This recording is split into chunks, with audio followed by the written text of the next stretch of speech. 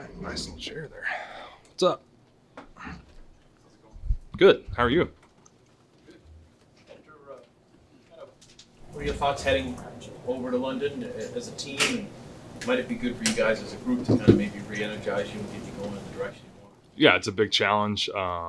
It's an exciting opportunity. You know, when you're young, you don't think that you start playing this game at a young age, and you always dream of being at this level. And then now this level takes you to a foreign country in England to play a football game. So it's a pretty special opportunity that we all get to be a part of. You're talking to a young player about this experience playing overseas. What are some of the pointers that you give them? Joe Lenny talked yesterday about making sure you sleep on the plane. It's kind of simple logistical things you might not anticipate. Yeah, I mean, I think taking care of yourself on the front end too. You know, today and tomorrow. You know, earlier in this week. I mean, it can be a grind a little bit, but remembering also like the point of why we're over there is to win a football game and play a football game. We're not over there for vacation and hanging out. Obviously, it's cool to be in a different country and do all that, but keep the main thing the main thing. How did last year? Obviously, went to Frankfurt. So you've gone through the experience of going across the Atlantic, and as a Charger, you often had to come east to play games. What is it about traveling like that, where you're traveling east? You're not gaining time, but you're losing time in the day. So that's especially good. Yeah, it can be hard. Obviously, like you said, I did it a lot early in my career.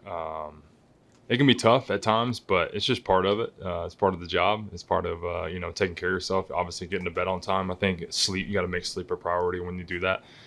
So trying to get as much recovery, as much sleep as you can, so that you're ready to go game time. Hunter, now that you've gotten a chance to watch the team back from Sunday, what aspects of Drake May's game on Sunday excite you as a leader on the offense? Yeah, I think the progression through the game was big too. One thing for him that I saw, obviously making some mistakes early, but just being able to bounce back was big. It can be tough sometimes early making those mistakes, but he just continued to fire away, continued to go. I think that mental toughness is something that he can build on, we can all build on, and we can learn from. So I think that was huge, watching him just continue to compete, continue to go after it, even after early mistakes. You had that 30-yard catch and run, excuse me, on what looked like kind of an improvised play, like scramble play. Do you guys work on those, or is that just purely instinct? That was just a little bit more instinct. So, Drake is obviously very mobile and very athletic. So just trying to find a lane for him to make a throw, especially when he's on the move. The same lines of instincts, when you're aligned closer to the line of scrimmage, but heading out into a pass route, is it instinct to chip subtly a pass rusher, or is that sort of a pre-assigned responsibility? It's usually pre-assigned, I would say. So usually those things are communicated throughout. Everybody kind of knows what's going on. Hunter, now that you got a chance to look at the film, what did you think of the run game? Maybe where can you guys improve this weekend against Jags? Yeah, I think it's on all of us. Obviously, we can block better. We can hold our blocks a little better. I think we were off target on some of the alignments of getting to the next level too. Obviously we can run better. We can block better. But it just the run game takes all 11 guys to be, really 10 guys to be on the same page. So we've got to be better in that area. Obviously, we had some guys go down on the O-line too. I mean, that can be tough at times, but I think we were on the right track. We're close. It wasn't good enough for us on Sunday, so hopefully we can get it back on track. Hunter, what have you heard about English football fans, England's football fans? I haven't heard a ton, but I'm excited to experience it. I'm excited to embrace myself in the experience there. I guess I've heard that there's a lot of passion over there, obviously. So I'm excited to go over there and experience it for myself. Are you a soccer fan at all? I'm not a huge soccer fan, but I do enjoy watching a little bit sometimes, maybe the World Cup a little bit. How would you sort of describe, going back to the question about Drake, just his demeanor, the way he carries himself when you're a young guy coming into a locker room with some fairly established players like yourself? What have you observed? Oh, he's been great. He's learning a lot. He's, early on sat back and was just able to observe a lot of things and learn. And then now he's kind of stepping into that role as the guy. So he's only going to continue to get better. He's great in the locker room. He's a fun guy to be around. And, those relationships are only going to continue to build. How much fun is that to go through that experience of this first game with him, basically from start to finish, and watch his emotions and kind of get you guys going as the game's progressing? Yeah, I mean, it was great. I think, like I said, I mean, he was very mentally tough. You know, I feel like he stayed very even keeled, no matter if it was high moment or a low moment. So that's all you can ask for from your guy under center. And I think each rep and each game, each practice rep, each game rep, each game that he plays, he's only going to continue to get better. Do you remember like breathing and saying, okay, after that first game under your belt? Yeah, I mean, man, it's hard to think back on my first game, but when I was thinking back on it, I mean, I just remember each, like I said, like each rep, each game I got under my belt, it just felt, you know, way more comfortable. So, you know, it took me honestly a few games to, you know, end my career just to feel really, really good. But you know, he was able to, you know, be successful in aspects of that game too. So, and I think he can build on that and continue to get better. I know this time of year, a lot of offenses talk about, okay, we feel like we're getting close to our identity. We know how we want to play. How much does Drake's arm and athleticism alter what you might be able to do as you get closer to that identity? You know, I think it's, you know, a lot of us, some of it, we haven't got a ton of reps with him. So we're going to continue to build that throughout these next few weeks. But obviously he's an exciting player to play with. He's a great player. He, you know, is able to move the pocket, you know, escape things, scramble drill. He's a willing runner. And so I think there's ability and things that we can do with him. And he's very, very talented. So it's always good to play with him. Right. All that teamwork. Deatrich, Gerard was saying earlier about, you know, practice today, you're gonna try to start fast, even get it going. How do you, have you seen that over your career? What's the key to a fast start? You know, they came down twice on you guys. It took you a while to respond, then you got going. What have you seen, some of the keys to that? You know, the key to a fast start is being prepared, being ready to go, having the energy, knowing what to do, and then doing it. Yeah. What have you seen run defense-wise as you sort of study the film as you try to move forward and take them?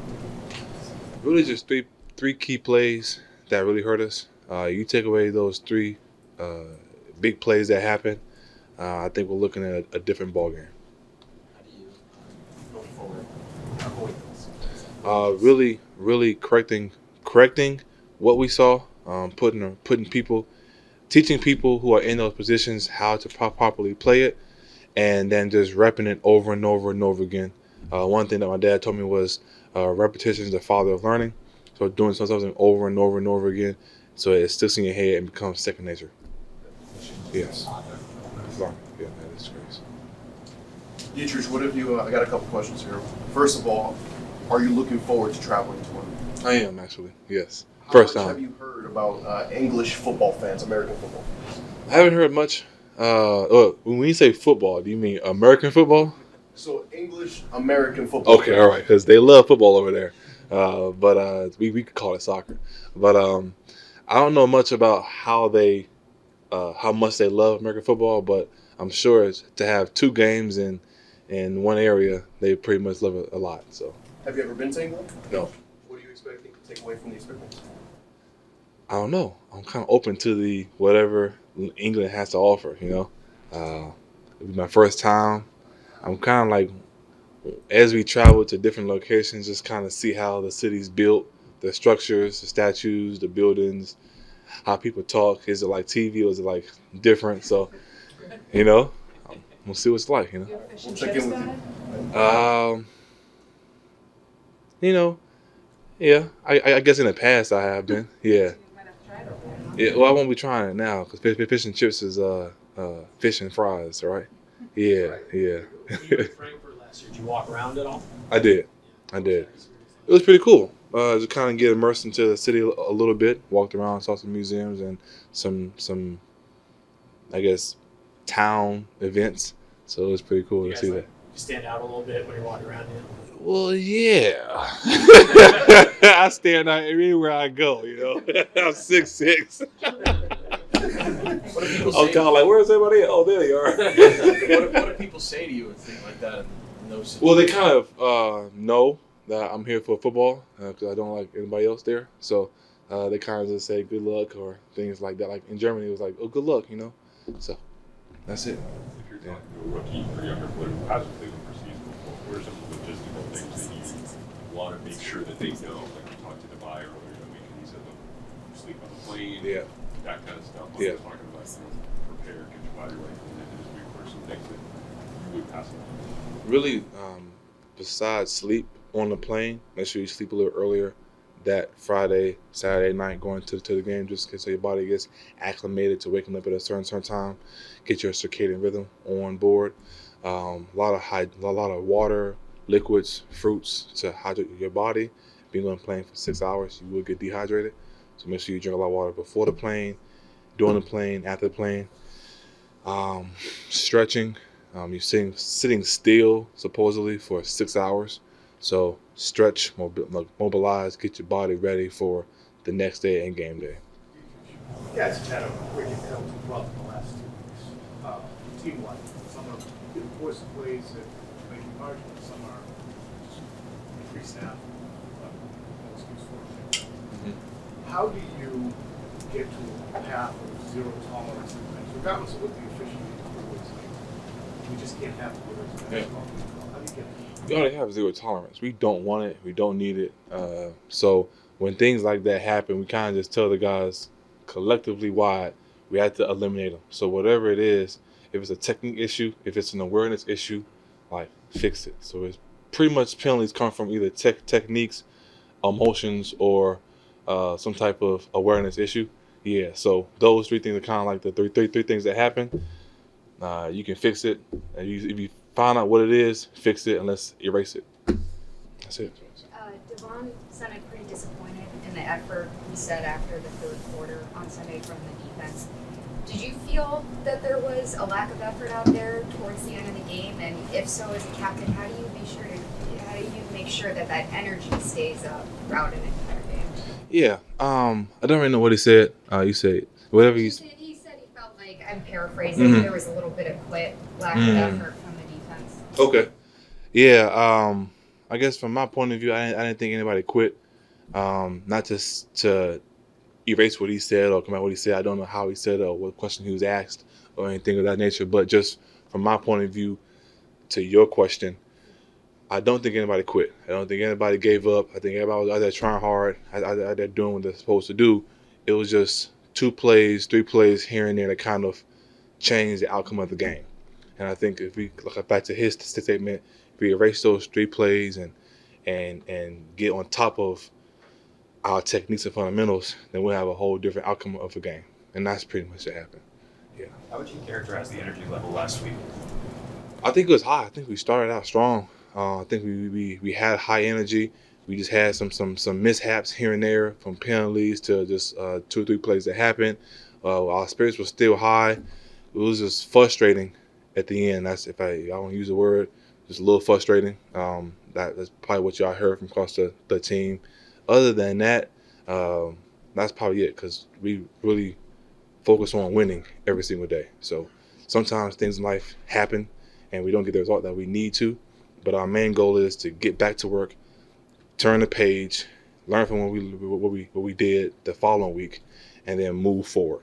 So we keep on working, keep on chipping, keep on grinding. Success that we want will happen. So, I think Jelani said he was pissed off on Monday after watching the film and everything. How do you channel that and your frustration at the end of a game or anger into having that sense of urgency when you take to the field on Sunday? Just use it. All that frustration, that pain, whatever you felt, if you take it personally, if you didn't take it personally, whatever the case is, whatever you felt Sunday, Monday, Tuesday, use that to Wednesday practice, and then let that carry on. So if however that feel, use that as motivation and steps forward to our progress of getting a W. Deatrich, this has been termed sort of a rebuild year for you guys as a team. Just some new pieces, some young pieces. How do you try to, as somebody who's a veteran and a leader of the team, try to focus on playing winning football, even if you guys aren't winning games, right? Doing the right things, eliminating penalties, or just some other mistakes that you feel like you could avoid? How do you keep the focus on playing that style? Most definitely. Bear with me. I'm not trying to be funny here. But in order to win, you have to stop losing, right? in order to stop losing, we need to make sure we do our techniques and our fundamentals correctly on every single play. Play at a high level, play at awareness, and study our film, study our opponents, and go out there and do it. And that's it. Basic. You had said one question. One of you, I think it was Bob. Jaguars. I mean, to build off your answer there, as you've studied the Jaguars, what challenges do they present you on the side? They're a really good team. I think they're very similar to how we are. We have great players on our team. They have great players on their team. We're both looking for a win. Jacksonville has a good old line, has strong running backs, good quarterback, good receivers. Just speaking offense here, so they're looking good. They know how to move the ball. Our job is to make them one-dimensional and gather their quarterback. That's it. There it is. Thank you very much.